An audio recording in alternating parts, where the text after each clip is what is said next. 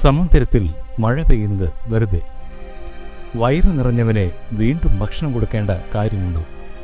ധനികന് ദാനം കൊടുക്കേണ്ട ആവശ്യമില്ല. അതുപോലെ പകൽ വിളക്ക് കത്തിച്ചു വെക്കേണ്ട കാര്യവുമില്ലല്ലോ. ആവശ്യത്തിൽ കൂടുതലുള്ളവനെ തന്നെ വാരിക്കോരി കൊടുക്കുന്നതിനെയാണ് ഇവിടെ ചാണക്യഗുരു വിമർശിക്കുന്നത്. അർഹതപ്പെട്ട കൈകളിലേക്ക് പോകാതെ അനർഹരുടെ കൈകളിലേക്ക് ഒന്നും പോകരുതെന്ന് പരോക്ഷമായി സൂചിപ്പിക്കുകയാണ് ചാണക്യഗുരു ഇവിടെ.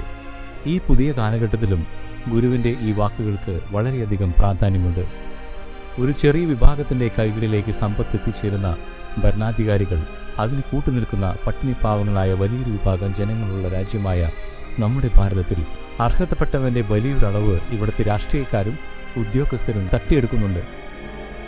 നിറഞ്ഞവൻ്റെയല്ല ഉണ്ണാത്തവൻ്റെ മുമ്പിലാണ് ഭക്ഷണം വിളമ്പേണ്ടതെന്ന് ഗുരു പറയുന്നു.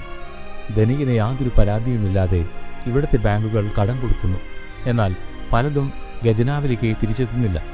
പക്ഷേ നിത്യജീവിതത്തിൻ്റെ കഷ്ടപ്പാടുകൾ മാറ്റാൻ ഇത്തരം സ്ഥാപനങ്ങളിൽ ചെല്ലുന്ന സാധാരണക്കാർ അനുഭവിക്കുന്ന ബുദ്ധിമുട്ടുകൾ നമ്മൾക്കറിയാവുന്നതാണ്.